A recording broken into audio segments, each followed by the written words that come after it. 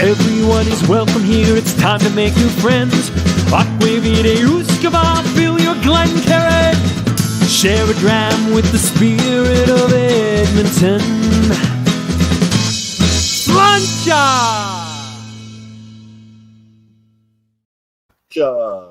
Welcome to you, the viewer, and the fantastic panel right here on the side. It's the After Dram. That means it's time to unwind. Put your feet up, grab a dram or two and a cocktail, something like that. I don't know. And relax. But as a quick recap to our afternoon, Dave, Paul, Rich, and I have been given a top-notch tour of the Hinch Distillery just south of Belfast, Northern Ireland.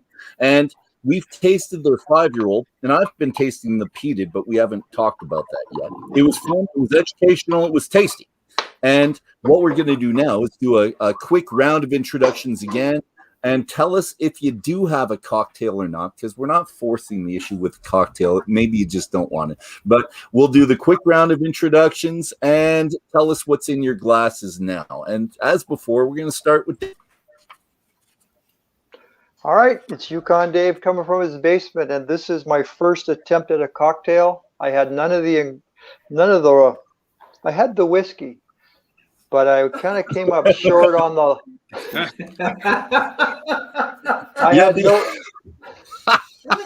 You threw everything possible in there. I love it. No, I got celery, which I had in the fridge, and orange pepper. Excellent. Paul, you're up. Paul White coming from Toronto. Frankly, I love peated whiskey so much that I was very excited about giving this peated expression a try. So, yeah, excellent. That's okay with that. We're going to follow through on that. Thank you, Michael. Yeah, unfortunately, I'm in the same bag. I love the peat, so I'm not going to be putting it in the cocktail. I'm going to be drinking it straight, and I can't wait to try it here in a moment. So I'm sorry. I don't even have any fruit anywhere to conceal it. Sorry about that. Well, you should have fruit in the house somewhere. That's important to have there, Michael. But it's okay to be a purist, and we never have to apologize for that. Aaron, you're up. Yeah, well, I'll make it 3 in a row. Here's my exciting cocktail. Beautiful. I'm now considering going to the fridge because I'm lucky enough. I'm sitting in the garden at home here. Yeah. Beautiful summer's day in Belfast. I'm thinking of going and grabbing a strawberry and just throwing it in there just for a bit of effect. But I think I'll leave it as is. Okay. Well, I'm going to break that, and I'm going to tell you what I have. So I made an old-fashioned, and I followed the recipe that they had on the videos in YouTube. So I have the old-fashioned. That's all right. And I did one, which was not part of their thing, and it's all flowering here. That's mint. So this is what's it called? Japanese. It's a highball. So, although I put half and half, so I've got half peated and the half the soda water. So, and the mint is fresh from my garden out there. So I'm just kind of nice. Sucking on that. But you know what? A peated highball is cool. It's refreshing. It's fantastic. So I'm getting into these things slowly but surely. Every one of these after drams, I'm trying something different, and I'm forcing myself, gentlemen. I've been a purist for the longest time, but I'm starting. I'm trying. So give me the kudos for trying, even if they're not so good. And I've got some friends out there that are going to laugh at me when they see what's there, but that's okay. So I'm going to start the after dram with a little bit of I'm not going to say it's mean, but the after dram's the place to stay stuff that's not said generally in the first one. The first one is something that you could post on your website and be happy with. And the after dram sometimes has things that you say that other people shouldn't hear, or it's just your deep opinions. And I'm going to get into this just to start. So I'm going to say companies like Middleton, Bushmills kept the Irish whiskey landscape alive, but I think it was at a price. And these are my opinions, not necessarily yours, but hear me out. They did not innovate, and they were happy. as most would be. And I'm not talking about Cooley and Kilbeggan. I'm talking about the big ones that were there for the 40 years prior and kept things kind of running. But they're happy to produce the same spirit year after year, consistent. They were consistent, and they were consistently making a good amount of money to stay afloat. They did this talking about the superiority of triple distilled whiskey, and that's where we keep thinking of Jameson and other things which don't have a lot of flavor, I'm afraid, but they do espouse to be really smooth. And people like my son, who's in his 20s, like he was 25, from 23 to 25, Jameson was his drink. He loved it. It was light. But I believe that there was something missing from Irish whiskey for the past several decades that is coming back. And Cooley, and I didn't know this, Michael, because you would have been one of the guys I would have been talking about.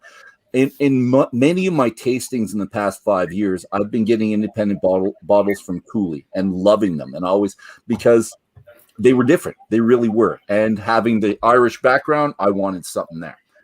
Now, Michael and Aaron, do you have the same opinion of the recent past before that? And what do you think new distilleries, like especially Hinch, is doing to bring Irish whiskey back to its former glory?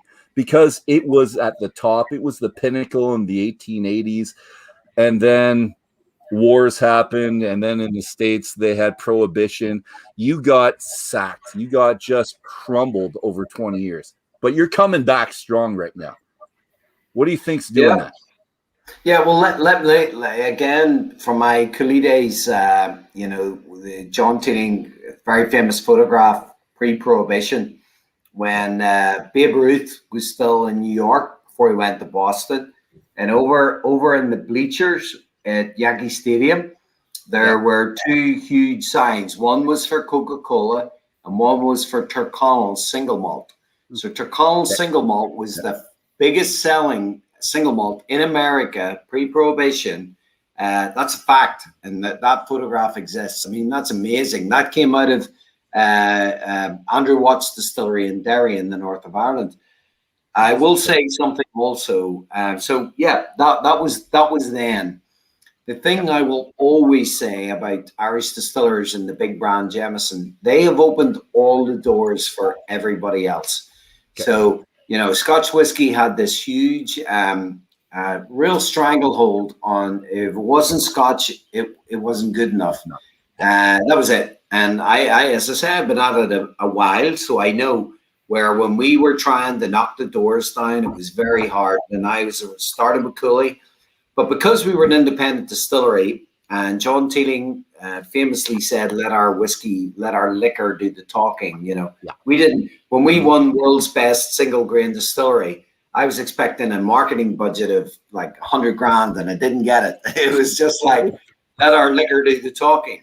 Okay. And in the end, the company was sold for big bucks. But here's the thing about the big boys, Jameson in particular, that brand, that opened all the doors. So when I then, in my Cooley days and more recently, when we've been going in there, what's happening is some of the big companies and the various distributors around the world, they're picking the big brands, Jameson, Tullamore, Bushmills, those big boys. But then you've got the second level of very good top quality companies who can't compete. So they don't compete. What they want is authentic Irish independent whiskey, because the category is being expanded. Younger people, Dolph, you mentioned it, 25 to 35-year-olds are experimental. So they're coming in. I have 3 daughters in that age group. I was a child bride, by the way. But anyway, she took advantage of you. Yeah, exactly. She took advantage of me. But no, I've got 3 daughters in there, and all their friends are, these young women are, because a third of all new consumers into whiskey are women, young women. They're coming in, they're trying it for the first time. And what is absolutely critical here is Scotch whiskey, which I'm a great advocate of. I love the big brands and, the lovely Islay peated whiskies and so on. But a lot of the Scotch brands are very harsh. They're very hard to get into immediately. It's a bit like picking up a glass of Guinness for the first time. It's my go-to beer, but it took me years to get used to it. people nowadays, they're not ready for that. They're not prepared to wait for years. So Irish whiskey in its easier drinking style, led by the big brand, is opening the category. Once people are into the category, led by that brand, they're looking for other things. And that's why actually you've got this £1 billion business in Ireland where it went from 5 distilleries to 40, whatever it is now, is because everybody's chasing that. Everybody's chasing the new consumer. They're going, yeah, I know about Irish whiskey. I love the easier style, but what's next? What's different?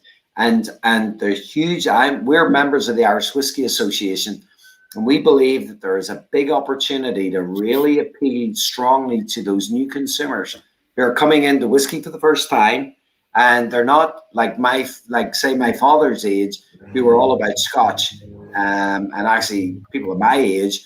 But now the younger consumers are coming in looking for things different. So they're going to Taiwan, they're going to maybe some Indian whiskies and so on. America is always going to be strong. Canadian whiskies are coming back, but there's no question about it that the big opportunity for Irish whiskey is for those new consumers, and that's why we're doubling our volume every 5 years. Nice. And Aaron, I'm going to have you piggyback on that. And what's your taste profile that you're focusing on for everybody? Or are you trying to get something for everybody? Because I'm a pot still guy. So I like the oily, the heavy. But my son and my 2 daughters who are just getting into it and just getting into peat now, they're not a big fan of pot still yet. So where's your focus in the next little while? I'm just conscious. I did mention it was the hottest day in Belfast of the year. You can probably hear grass being cut now, can you, behind me? Oh, no, we're good. I may have to move inside, or can you hear me? Or I can hear everything's good. Oh, it is? Yeah. Oh, okay. No, stay outside, man. Everyone's taking the opportunity to get out into their gardens. So where my focus is going to be absolutely will be on single malt. So this comes from, discussions between myself, Michael, and then essentially taking that to Terry and saying, look, this is where we see the distillery going. Now, that's not to say that we won't be doing pot still on a smaller but more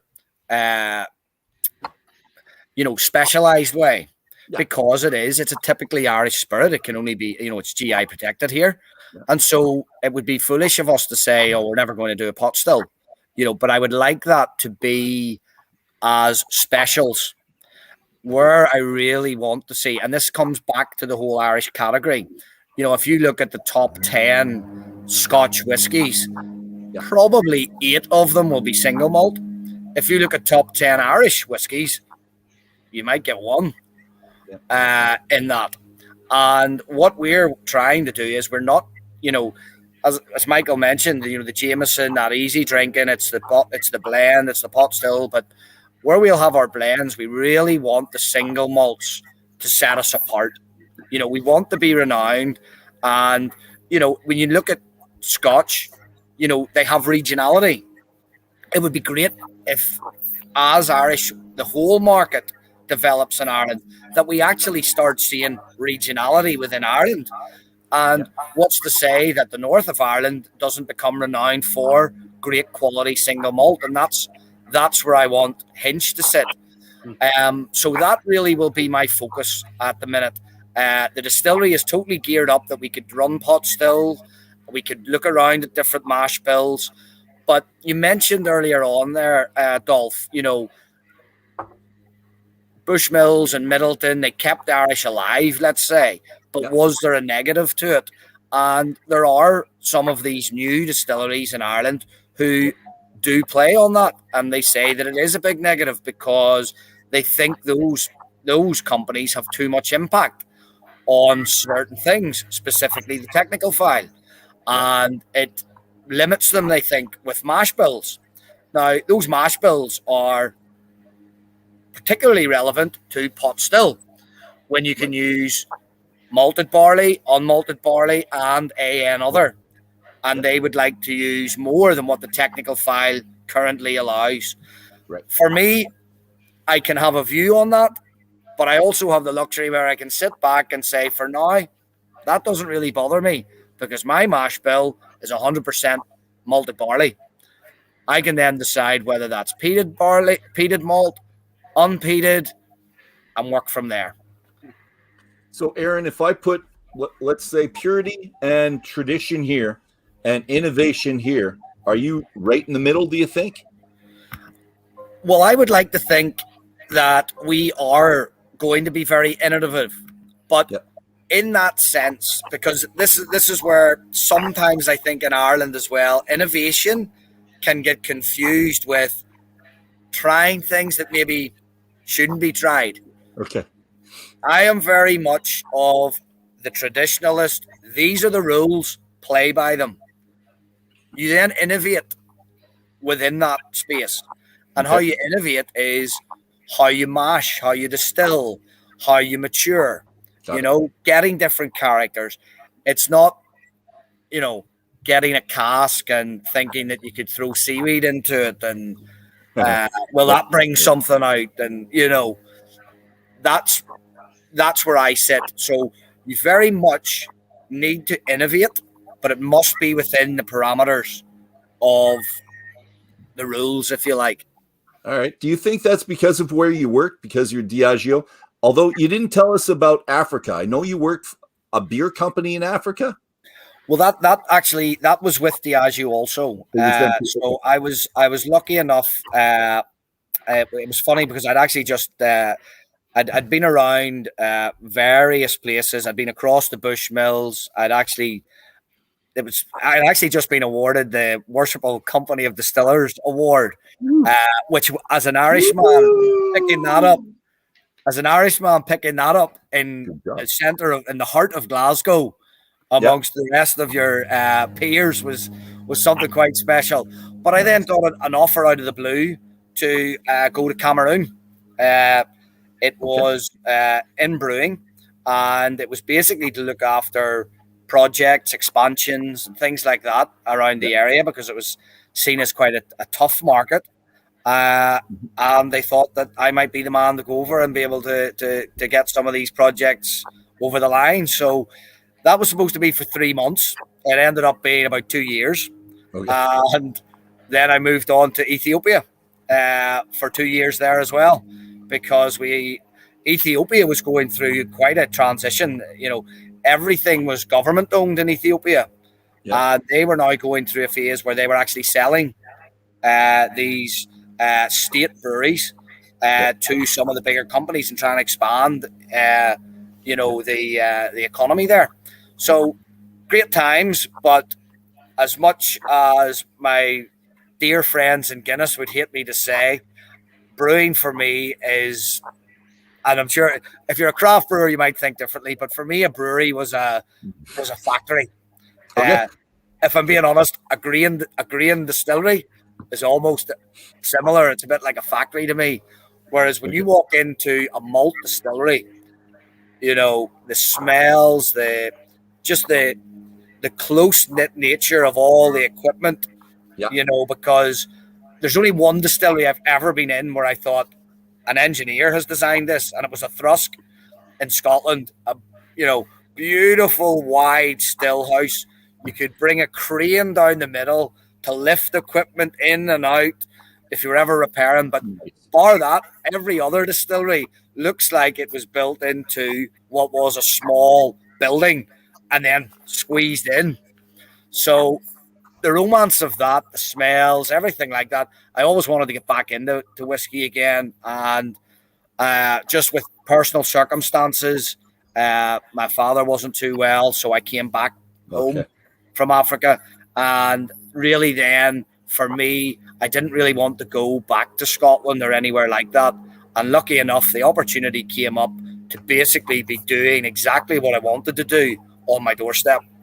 So, the timing was just impeccable. Michael was saying, they were saying a few Hail Marys, where are we going to get somebody? The whole thing just seemed to be, meant to be, and just fit really well. Is your beer background the result of this? Is that because of your beer background and you just wanted to do stuff with the beer barrels? Well, I actually have to give one of our colleagues, Derek Hardy, great credit for this, because Right.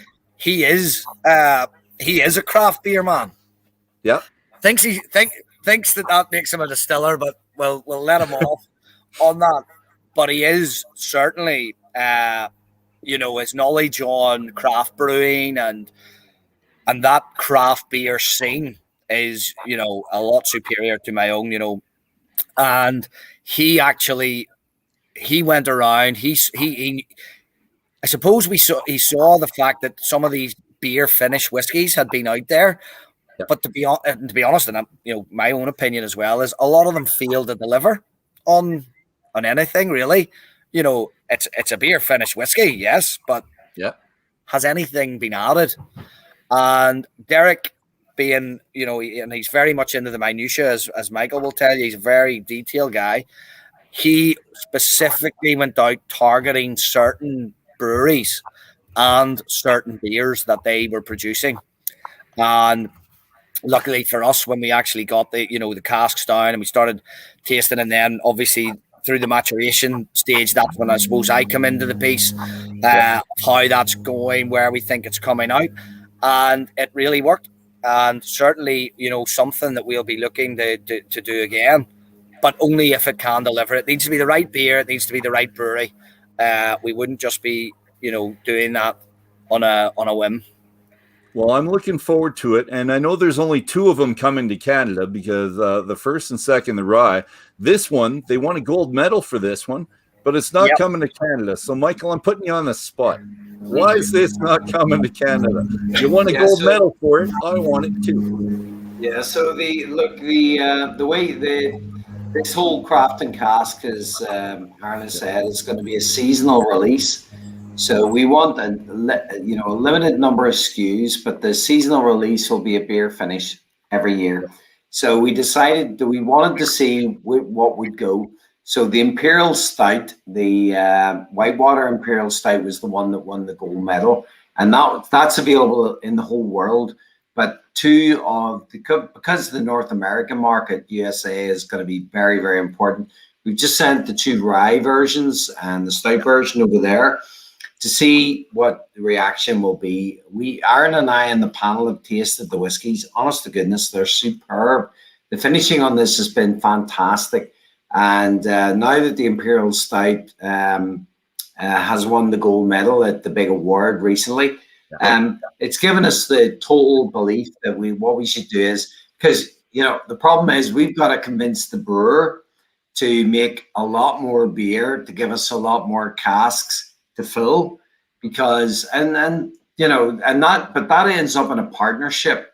So part of my remit is to work closely with those small brewers to make sure they're in the Whitewater in particular. Bernard Sloan's a friend of mine, so we're going to try and get him listings for his beer, because he did that original Imperial Stout to Russia, and he got a lot of beer, so we got those casks back. And that's that whiskey. There's a real story in it. But the beautiful thing is, synergy is fantastic, because he's like 10 miles from us, and he's a great guy and so on. But the main thing, apart from him being a great guy, is that beer finished whiskey is as nice a thing. Like, I remember the original Jameson cask mate was very good, but this is much better, in my opinion. Well, I'm putting together a tasting for those anyways. With everyone that I can see, actually, the beer finishes for our members at the Alberta Scotch Study. Paul, I think I interrupted you. You were going to say something? I was just going to say that it really feels like that stout would be a beautiful marriage with the whiskey. I really look forward to trying that down the road.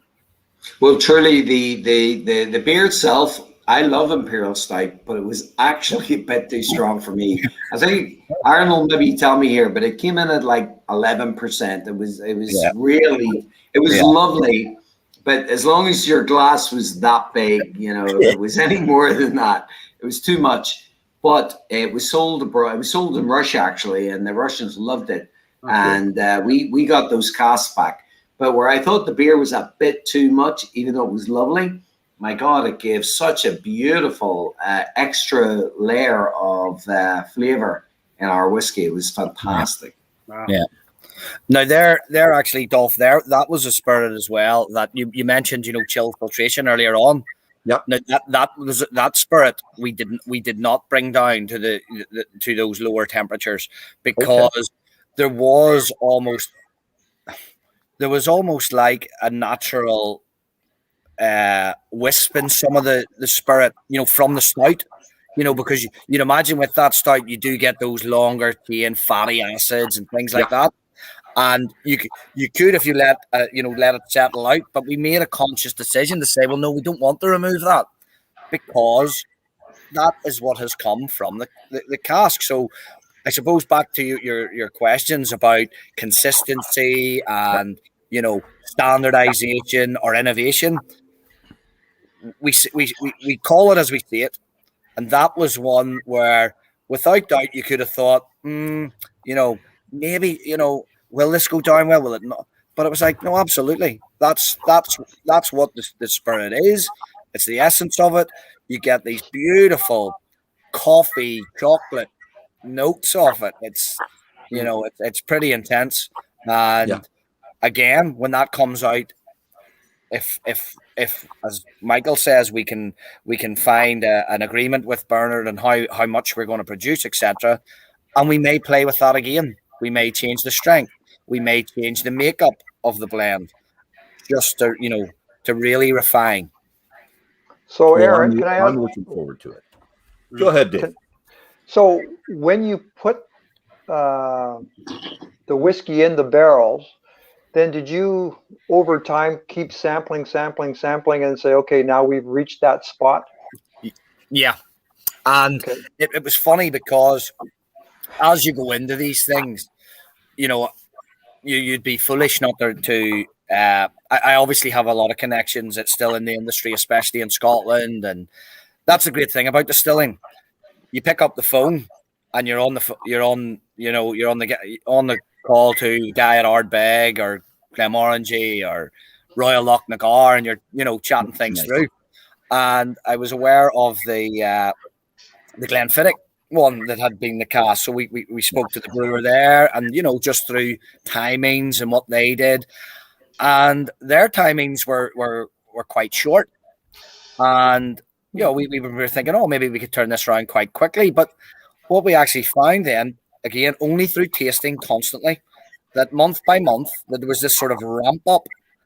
And I probably, Michael, if we were if we were doing it again, we might even think, right, okay, let's look somewhere else, because what you find is you get this ramp up, then there can be a plateau, and then even potentially a diminish in what has been added from the stout.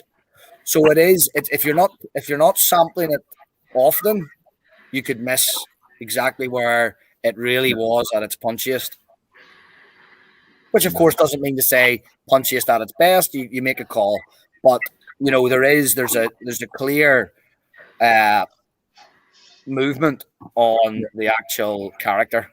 I think backing up Aaron there, that's why we're calling it a seasonal release, because it's going to be slightly different, or year on year, hopefully much bigger, because it's proven so successful. But you have to be on top of consistency is everything in whiskey, of course, but this beer element makes it slightly tricky in a good way. But you gotta be sure that it's all good, and so that's why we call it a seasonal thing. And we'll probably do it twice a year, once in the spring and once in the autumn winter. Yeah, good stuff. Hedging your bets, and I'm guessing that. Well, this would be like the peat. I don't know if you would make the peat several times a year either, would you? Do you have like a 3-4 week window that you're devoting to peat? I'll basically do a campaign of peated, because as you can imagine, once you're running peat and the peat reek that you get through, there was the whole distillery will fill. You'll be in the car park and you'll be knowing that we're running peat. Good. And the thing, of course, with that is once you come off peat, how do you then get back to unpeated, because it will stick and cling to everything. But again, this is you know, this is all part of the process. Where again, is it all about consistency and repeatability, or is it about creation, innovation?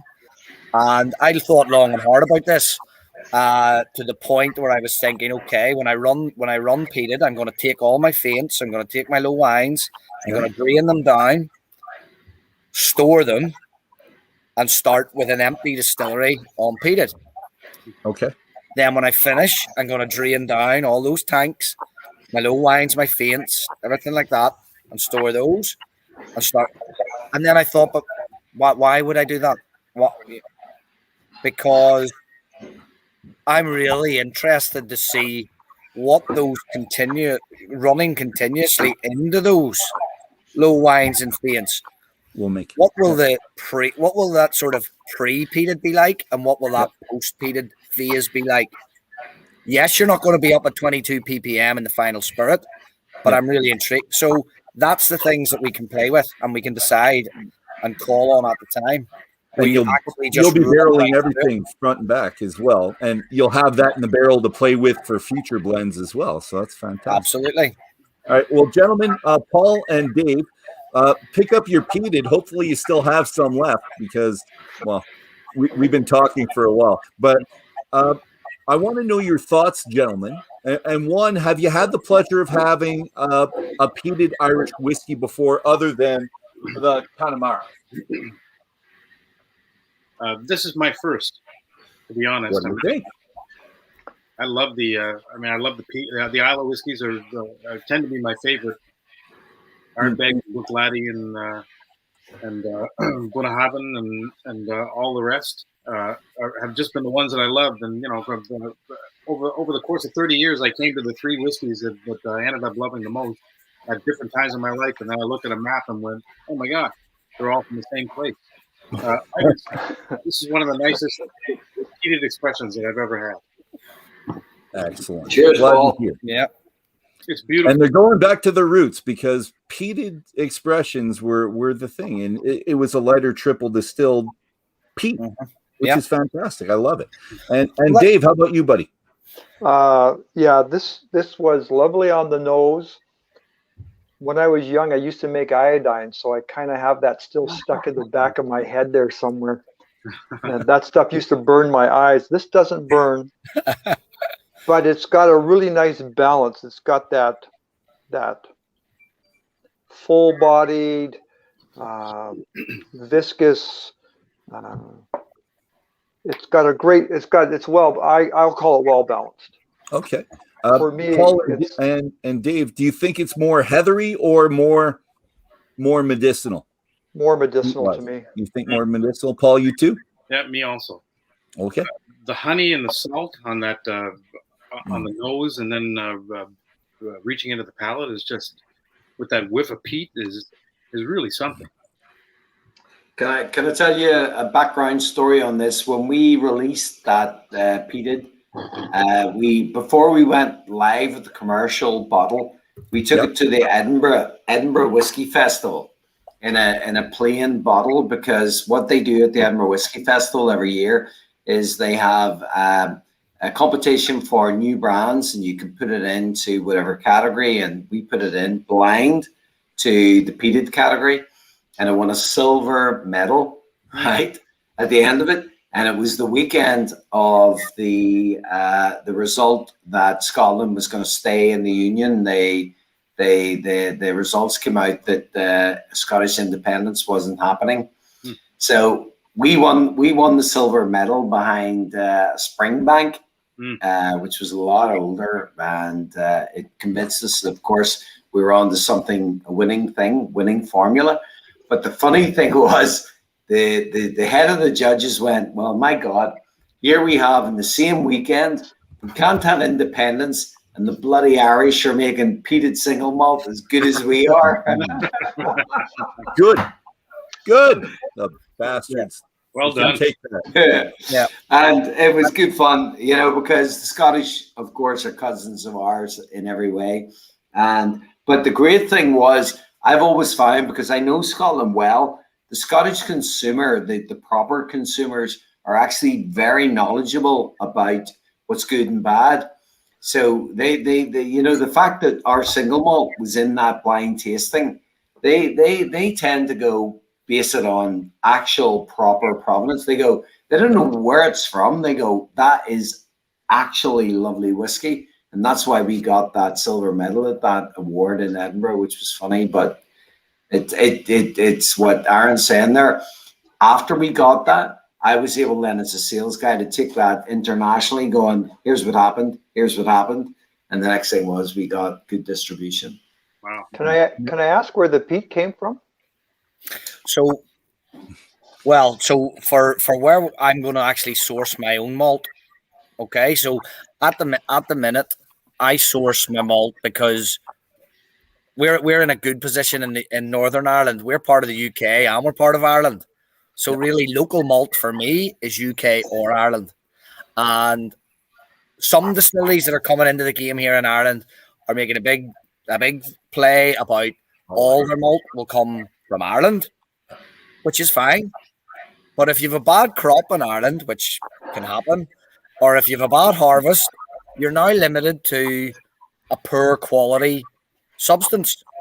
And if you have poor quality malt going into single malt, you ain't going to produce good whiskey. So I'm quite open to where I source from. So the peated malt that we're going to get will be coming initially from Scotland, just on the border there between the malted barley itself will be coming from the north of England or south of Scotland, but the peat itself would be used in the maltings in Scotland. Because the other thing about peated malt, there is very little of it being produced in Ireland. Yeah. So to be able to say that you've got Irish peat going on to Irish grain is quite difficult at the minute. Now, if the category opens up, you may see some of the maltsters here playing in that a little bit more. So you said earlier that you were doing 55 parts per million. Yes. Like that's a pretty tight number, because some of the numbers I get are between 25 and 50, and they give you a range. They don't give you a very narrow window. Well, the great thing about that is, as I say, because I'm sourcing from across the water essentially in Scotland, I basically say to them, I want the malt to be 55 ppm. Now, when it comes to your glass, it'll be down at maybe 22, 23. Well, if it's triple distilled, sure. Yeah, but you know, it is very specific. You know, I remember when I was over at Port Ellen Maltons on Islay itself, and of course, in Port Ellen Maltons, we didn't just malt for Diageo sites. We malted for pretty much the entire of Islay. And you would go in and you would just see the board, and every distillery was there, and their target ppm was there. And you know, those guys weren't just saying, well, give me between this, and they were specific. It's this, and batches had to be made accordingly. So yeah, the peated for me, again, because I enjoy peated spirit myself, and because I'm adamant that we're a single malt distillery, you know, peated was a natural thing for us to do, because for some reason, again, there's this idea that Irish has never been peated. But back in the day before coal, every single bit of barley that was malted was malted with peat smoke, because it was the only fuel source. And, you know, as you said, Paul, earlier on, when you looked on the map, you know, and all your favorite were from the same area. Well, you know, it's no coincidence that the peated spirits are from the islands, because when coal became the primary fuel source, the train tracks didn't run to the islands and they stayed on peat, whereas everyone else converted. And that's the only reason why peat, you know, disappeared. It wasn't a flavour provider. it was the fuel source Wow. at the time, and that's why I am adamant that we produce peated single malt. And I'm really happy you did. And some really nice comments in the background. Well, this one, I love the peated. Yark is saying that. Well, many. I like this comment a lot, though, too. The creamy peat, because there is a more creamier texture to it.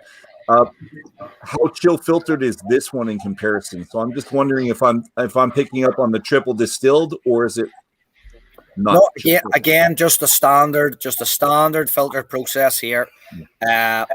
If that was, there's a rough rule of thumb. If you're around 46%, yep, you don't need to chill filter.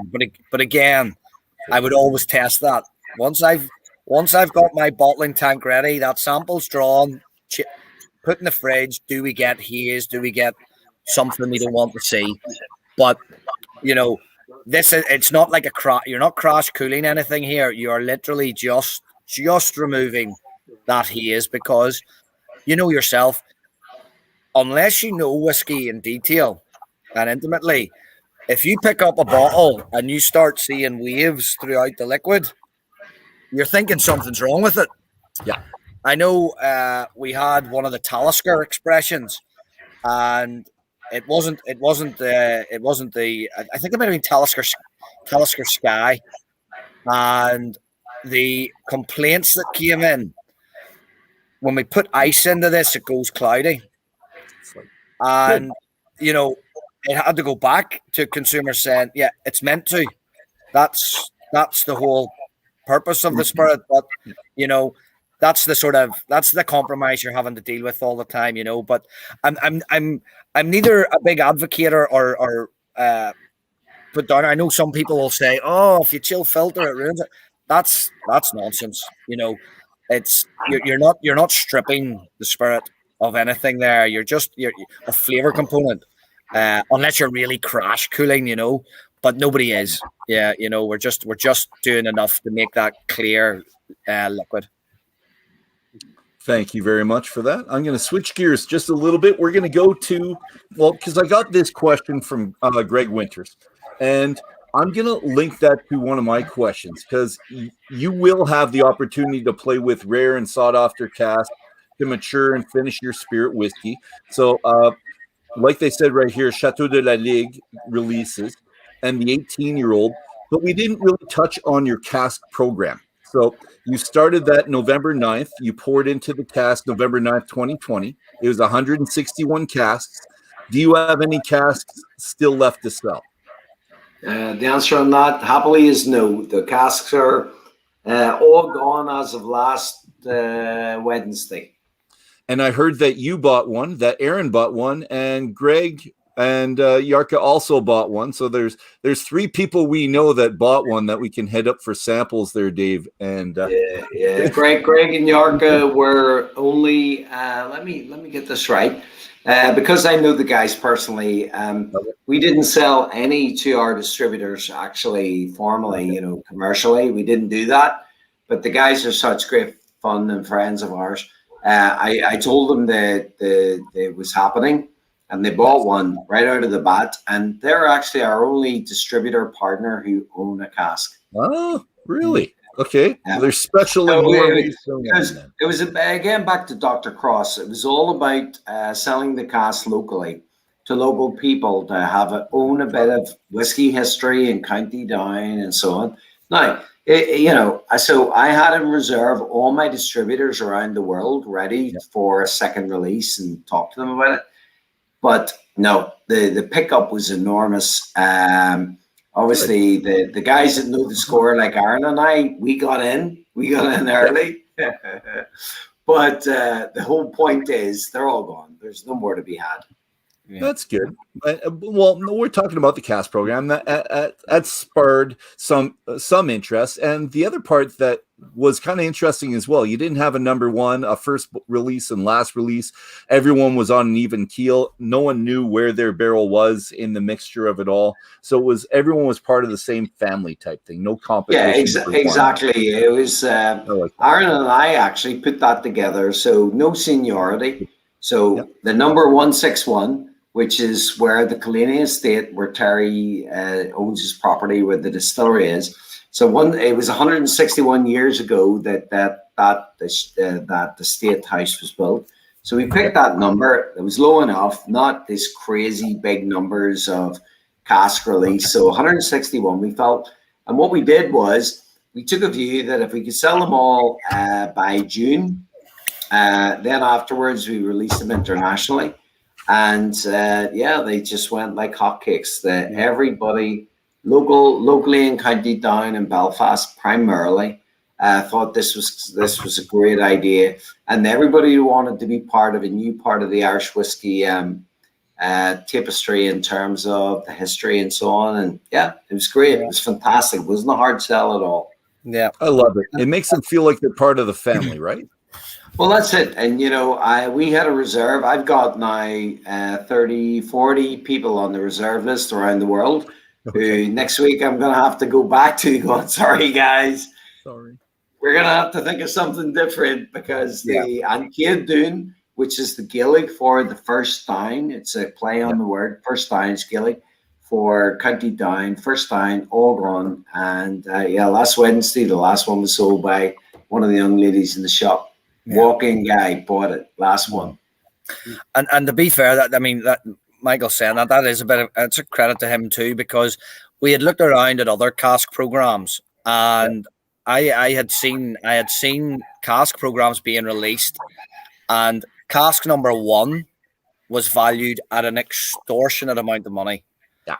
And then cask 2, and then you had these casks that were all the same, and I just thought, what is going on there?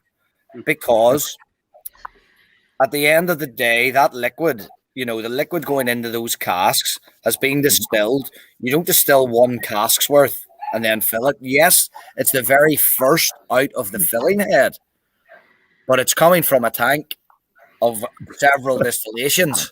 Yeah. And myself and Michael sat down and we said, we need to be really clear on this. You're either in the club or you're not.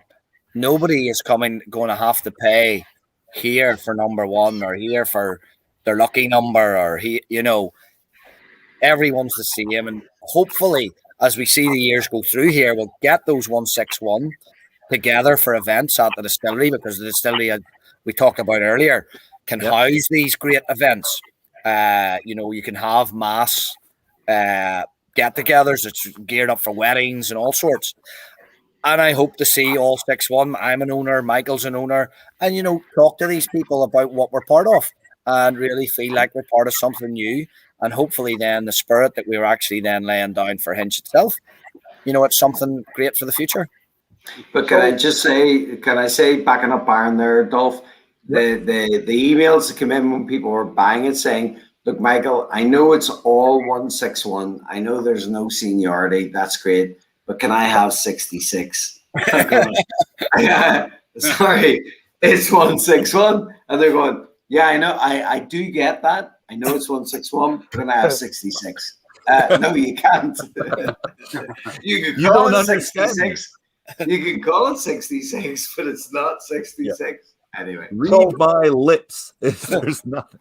Oh, yeah, it's fun. Can I ask what the last cask went for? No, all the casks were, Dave, good question. That's the lack of seniority thing that Aaron was talking about. We sold those casks for 4,950 sterling, and the first cask and the 161st cask were all sold at the same price. Yeah. No discount. Everybody paid the same money. And when those casks go up into our new warehouse, they will have the same number. And the only identifier is the person's name. So Greg and Jarka, for instance, their name will be on 161. Well, I asked that as a kind of a smart ass question, but I did want to know what, I knew they were all the same price, but I thought, well, maybe people that weren't paying attention would figure the last cask wasn't as expensive as the first, but listen, Dave, mine's already available for 15 grand. So you're not against the second-hand market there, Michael. Aaron's right against it, but you're not. Commercial manager. So that's Dave, Canadian. you send me an email later. I'll sort you out. That's Canadian, though, right? Yeah. Canadian. That was That's pound sterling. Oh, okay. It's Oh, probably A little bit more. it's worth mentioning there though, but because obviously, as you'll know yourself, Dave, and guys who are involved in warehousing, you come to the day where you're pulling these casks out for bottling or disgorging, and the cask's half empty, or Yeah. it's nothing in it. So because that's the nature of the game, you know, if you've got a warehouse and it's stocked out with casks and you've sprung a leak somewhere, so we do have some there to cover that. But the 161's the 161 because it would be a terrible shame that, you know, you're that person who comes and you've had excessive loss, you know. Yeah. So we have a few to cover that type of thing. so that's That's good. a great statement. And now the question comes is, so when they buy a cask after so many years, do you guarantee there's 200 liters in it? There's 150 liters? Is there a number that you guys work with, or? Do you know, if I suppose, Dave, the only thing I would guarantee them is through my own experience. You know, I've had where in leaving I pulled a parcel of casks down. They'd been over at Black Grange. We pulled the parcel down, and the losses were just way beyond what the Angel share should be. And Industry standard, had to contact customs, had to prove we disgorged all of the casks of the parcel. Everything had been done. No casks had been missed. But the wood itself, there was clear evidence of, you know, poor coopering, basically. They were just in a bad state. But we give them a figure where we say it should be around this. You know, if I'm saying to somebody they should expect a loss after a certain amount of time of 16% and it's actually 18 or 20, well, then that's just what it is. But if they're expecting a loss of 15% and it's 50, or, you know, I can't have that. When I know that it's not natural loss, that's when I would step in. Nice. Well, that just hit me just as you said that. Hold it now. If I'm going to put X number of dollars down, how many liters do I get? It's a crapshoot, Dave. It's a crapshoot. I'm keeping my 15,000 in my pocket then. So what would you be getting per cask? Well, it's the unknown, right? You're buying a cask. No, it's not. No. You're buying a cask at 200 liters. So you're going to be there at you're going to be there at 63 and a half. So I would tell you that liters of pure alcohol you're buying are between 121 and 127. Okay. Oh, First year's losses will be 4%. Every year after that, I'll say 2%. So after your 5 years, which we are giving you as your warehousing, you can keep it longer than that, of course, but we're giving you, as part of the 4950 price, 5 years.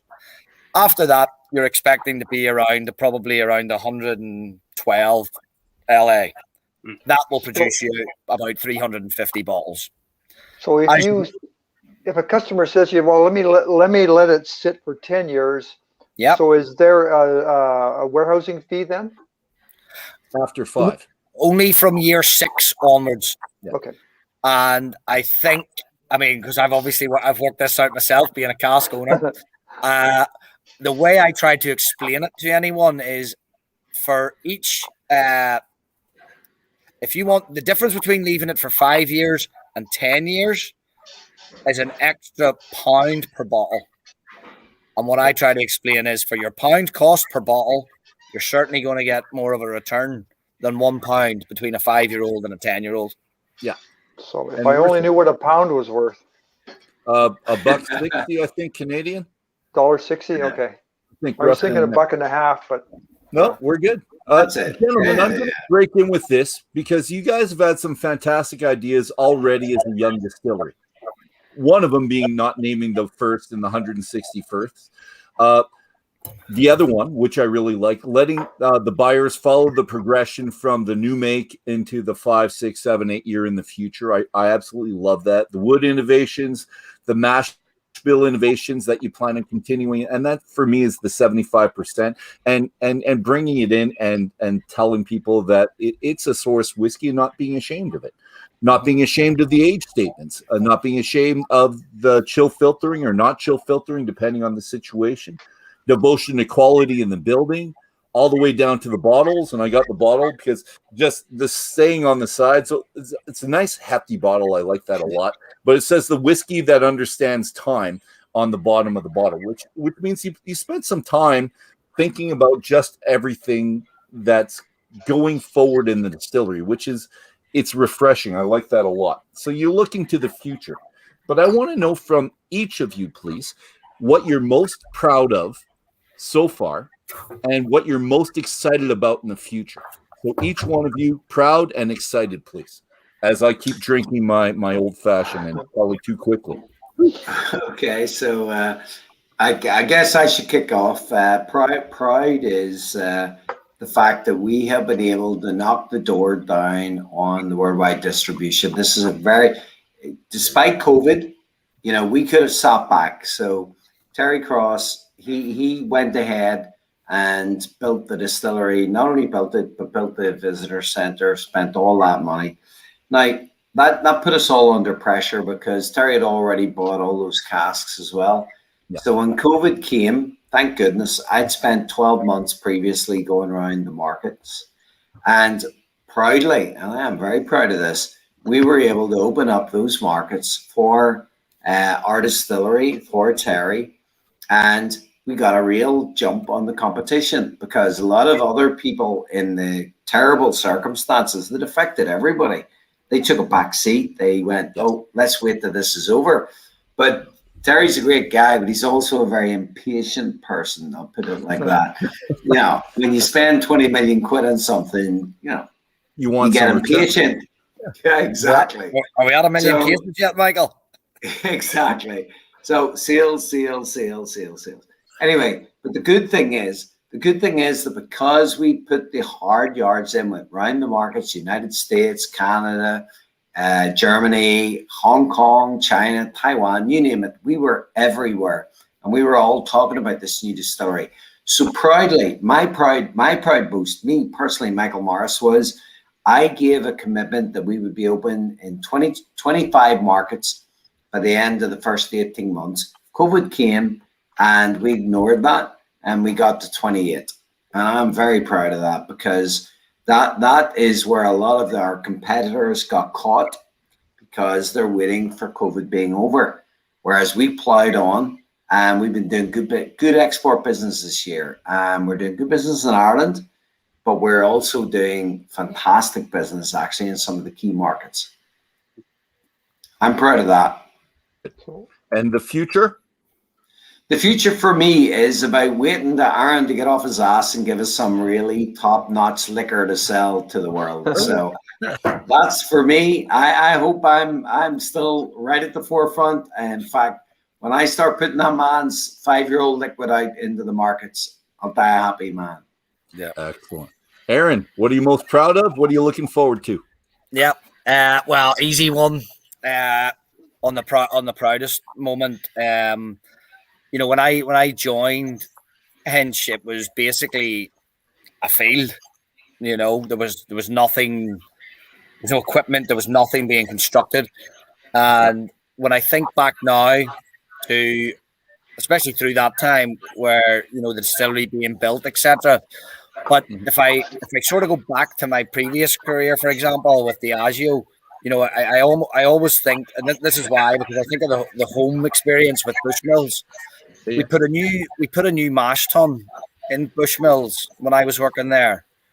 There was 3 dedicated engineers came across from Scotland. We had potentially 3 of the full-time staff at Bushmills involved, and this team was all put together to put a new mash tun in. When I think of when I arrived then to Hinch, and there's a blank field there was me, Michael Morris, and Derek Hardy, and we had to build a distillery.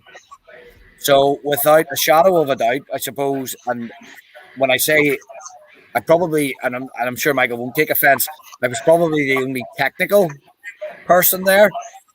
I know he likes picking up a few things, and Derek as well, but for being the only person on the Hinch team, if you like, and to then see the distillery built, producing new make, filling casks. The day we fill those first casks, and I won't be, don't tell customs on me, but I took away a small vial of new make, and I actually took it up to my father's grave and I poured it onto it because he sadly passed away a couple of years ago.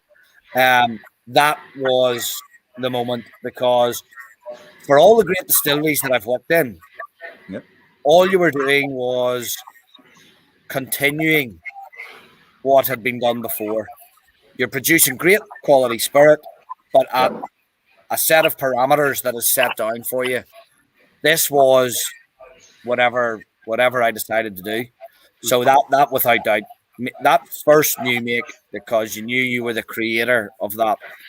And then, of course, and it's not the copy, Michael, but it absolutely, what am I excited about in the future? Taking that same spirit out of cask for the time when we're saying, this is it, it's good to go. Perfect. No, I like that a lot. And we're wrapping things up just a little bit. I'm going to say thank you to Greg and Yarka for making this all happen, because without their legwork, it would have been really hard getting all this. So thank you very much to them. But I do have to end on a question, because I love my pot still whiskey. We interviewed Finn and O'Connor of that book there for 4 weeks in, I think it was April we did that. And I've fallen in love with Irish whiskey. I owned probably 6 to 8 bottles before that. Now I'm into about the 30 bottle range of my Irish whiskey, but about half is the pot still. But I'm wondering, when you make your pot still whiskey, will it be at all similar to the one you just released? And I'm wondering this because you're using a conversion vessel and a lauter tun, which isn't typical in Ireland whatsoever. Your stills are unique to your specs, and you're going to be triple distilling the spirit. So I'm wondering, how close to what you've already done will that pot still be? Aaron, do you want me to answer that? Go ahead. Yeah, do you know what? It is quite funny, because when we first set that up, when it was starting to become clear that the distillery was going to be completed and it was now time to create spirit, Michael, you'll know this. How many times have people said to me, now, how closely are you going to get to this spirit? All the time, yeah. And my answer was always the same. It was like, I hope it's not. Okay. Honestly, that's my answer. I said, I hope it's not, because I hope, and this isn't bravado or anything like that. Yes, it is. You hope it's it's all bravado. You hope it's somewhere else. You hope it's how you laid it down, because we are not mashing and distilling the same way that this source liquid has been. So it just won't be the same.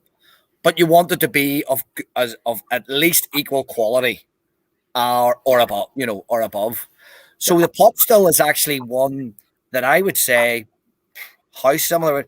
I would say it's probably got the most chance of skewing somewhere else, because we will play with the mash bills, and that's when I will become interested in the things like Finnon's been doing and pushing the boundaries with the technical file to say, okay, what about us small independents who want to do this, who want to try that? Can we break out of the Jameson stronghold on the percentages, etc.? Yeah. And that's what I'm looking forward to. So I hope when I do come to making pot still expressions, there is a little bit more freedom there. And I'm actually seeing Finn on Tuesday, and it'll be great to chat through with him and, things like that, because, that is a big area for where Irish is specific and where you can be slightly different. And he said he hasn't been to the distillery yet. So is he going to you? I'm actually going to see him in Belfast. So I'll have to say to him to come up to the distillery. Well, he should. Lazy bugger. Absolutely. Well, I shouldn't say that. He's working on his doctorate right now, and he's really busy right now. But he should still make his way. I'll be bringing him down a sample of the new make. You can rest assured of that. Nice. Excellent. And there was one other question I was thinking about, and you know what? It's eluding me a little bit, but so I'm not going to care. It really doesn't matter. No, I'm going to do it. Aaron, when you do your whiskey from one year to the next, and it's at 43% now, and right now it's called the Hinch Irish Whiskey. It's going to be called, when it's your juice specifically, Hinch Distillery, correct? Yes. Okay. Yes. So when you have your Hinch Distillery and you, let's say, put out a 5-year, let's say you devote yourself, you want to do a 5-year double wood, and it's at 43% now, what stops you from putting a different percentage every batch, every year changing it? So maybe one batch is 43, the other one 42.1, 45.4, wherever it tastes best for you. What stops you? Is that money paying for the labeling that stops that, or because you need to have consistency? I've always wondered this, and I need to know from you if you could. Yeah, to be honest, and again, Michael will probably be able to back up on this, because you're right. Whenever you're going, if you're doing something different, all the time, you're number one, it's hard in itself for the process. As long as you're mashing and distilling, in a sense of standardization, okay, yeah, you can get to a point, because that's the way you want it. A distillery hums once you get the point where you're getting good character, you're getting good conversions, you're getting good efficiencies. You want it. You don't want to be playing with that. Yeah. Okay. Now, at Hinch, of course, as I said, we've designed it that we are going to, but we would do campaigns similar to what I said about the peated campaign. Okay. But if you're just messing about then with blend percentages, strengths, etc., of course, that then brings different livery to the actual product itself. But I wouldn't see that really as limiting us, because as long as you're not being too specific, double wood, we tell you that it's virgin oak.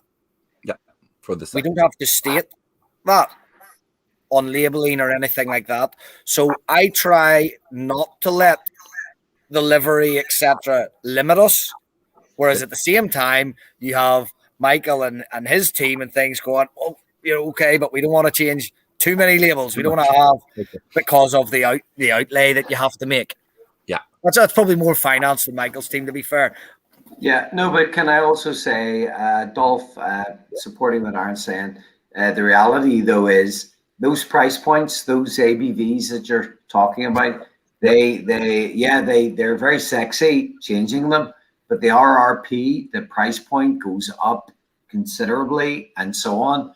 And you've got a problem immediately, because in my experience, when you talk to distributors about the fact that there's going to be an extra X% ABV because we want to get more flavor in there, we're always going to be in a battle on price. And that's one of the reasons why we initially, that entire bedrock of the company was 43% ABV, okay, above proof, super proof or whatever, because it's not a 40. But if you start going above that, and of course it makes sense in some regards for small batches, but if you try to do it on the commercial lines, small batch, 5-year-old to 10-year-old, you get into a bloodbath argument on the retail, and unfortunately we're in a commercial environment, and that's a problem. Okay. But the thing on that too, Dolph, of course, is you're then you're making sure that the whiskey that you're putting out and creating tastes best at that strength. Right. Some whiskeys don't. Some whiskeys taste better at cask strength. Some don't. Sometimes that's because it's masking it. I love my single barrels cask strength. But I know that the higher percentage masks the flavor. Absolutely. But not always. Sometimes it's not always. But you're absolutely right, and that's why when we're nosing new make for fault, you dilute down to 20%, because what you nose at 20%, you wouldn't pick up at 40 or at, or at 60, or Yes. So it's I always would like to think, and I'm pretty sure I would have Michael's backing, that if I go to the guys and I'm saying, look, I'm telling you, this whiskey drinks best at 48%, or it drinks best at 43%, then I'll have the backing to say, okay, that's what we go with. Because, yeah, it's all about the quality. And if you've got an absolute clinker of a whiskey, you're not going to mess about with it because you have to produce a few new labels. That would be my own personal view. Okay, and we're going to leave it at that. It's all about the quality is going to be the last line I'm going to care about. That's fantastic. I want last comments. So if we could get last comment from Paul, and then Dave, and then Michael, and then Aaron, and then I'm going to wrap it all up because we've been on for an hour and 10 minutes. The time flies, gentlemen, and I've had fantastic time. But Paul, let's have you. I've had a fantastic time also. I mean, it's been a real treat to try. I mean, you had mentioned, Michael, earlier that there was beyond the sort of iconic major tried and true producers like the Jamesons and whatnot. There was a second level that I would assume maybe Kirkconnell and some of the expressions that they've done recently would sort of fall into that bucket. And one of those that I've tried that really resonated with me a few years ago was the Madeira finish of Kirkconnell. And I would say that one of my favorites, Paul, by the way. Oh my God, it's good. I would say that the peated in particular is the best expression that I've had since that Kirkconnell, and maybe even surpasses it. And I mean, it's a very different whiskey, also, of course. But yeah, what a thrill! It's been a thrill to be here. It's been a thrill to try these whiskeys for sure. So thank you. Thank you. Perfect, Paul. Thank you, Dave. Who, me? Last comments, buddy. Wrap us up. Again, it was a pleasure listening to both of the guys from Ireland. It's been so much fun. Definitely, I'm going to go out and buy a bottle. I'll probably buy the bottle of the peated. I liked them both, but as I get a little older and a little more into this, I'm starting to enjoy the peat a little more. Good. And what I really liked is the alcohol doesn't come across as hot. It's there as it's warming, but it's not like for a 5-year-old. I was really surprised. Yeah. So it was a pleasure there, and I'm still not sure. Is a quid the same as a pound? Yes. Yes. Okay. That was probably me saying quid. Sorry about that. I assumed that, but I thought I'd better clarify this in case I go to the bank and ask for the wrong thing one of these days.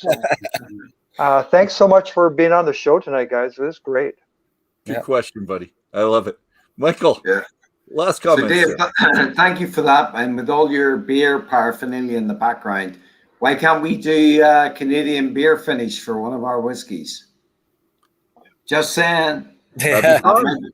You know what I'm saying? It could be the next big thing. Let's think about it. Well, we got to talk to the tax people. I mean, those are the guys that I know everything in Canada is a problem. Listen, I know the boxes that we send over to the LCBO, you could put a tank in. But anyway, yeah, the nuclear strike happens in the morning. Those boxes are going to be fine. But listen, Canada is a very interesting market for us. It was our first with the Craftwork guys, Yarka and Greg. Honestly, it's a special place in our heart. Of course, we're doing huge business now, starting to do huge business in the United States. But we see Canada as an add-on to that. It's a core market for us. To be able to talk to you guys and talk to your audience and getting Aaron involved particularly is fantastic. So thank you very much for the opportunity. It's all about thank yous from us. Thank you, Michael. Yeah. So Aaron. How do I get a bottle? No, we're signing off there, Dave. Okay. After Dram, we'll clarify everything. All right, Aaron, last comments, buddy. Yeah, no, just thanks for having us on, guys. You know, it's great to be able to speak to whiskey enthusiasts, people in the industry. You know, really good. You know, something that we do day in daily and obviously love doing. it's great then to come here on a Saturday evening, sitting in my own garden and be able to talk through it with you guys, and just give you a bit of an insight into, what we're trying to do, what we're trying to achieve. And hopefully, we see a lot of you when you can travel, coming over to the distillery, and, seeing it firsthand, because it's good for us talking about it, but no better way than to come and see with your own eyes. So hopefully that'll happen pretty soon. I agree completely. We got to get off our butts and get down there. We do. Let's get down there. Let's get down there. That whiskey brothers and sisters is that's all the time we have. It's been a fantastic afternoon for us, evening for our friends in Ireland. Thanks to our listeners for joining us today. Thanks to the panel, Dave, Paul, and Rick, who had to take off on us. It's been an absolute pleasure spending this time with you all tonight. Special thanks to Michael. Special thanks to Aaron from the Hinch Distillery in the grounds of the beautiful Killarney Estate, Ballynahinch. Tell me how to say that. Ballynahinch down. Ballynahinch. All right, I'm trying. You're close. You're close. I learned so much. Close. And I had a fantastic time in the process. I had entirely too much to drink with all of the cocktails. They go down like it's so quick.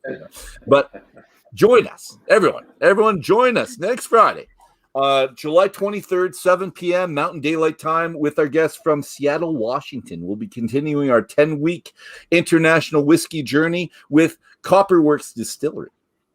I'm looking forward to it, and you should too. As a final note, if you don't want to miss a minute of any of the future things, click like, click subscribe. And gentlemen, this is the only drink I have left, so I have to get rid of this because it's getting in the way of drinking. And I don't like that either. So, as always, here's the good company. Here's the good whiskey right there. Here's the good conversation. Michael, that's where you made the mistake. Aaron, I need to be at your house. So you're only 5 minutes.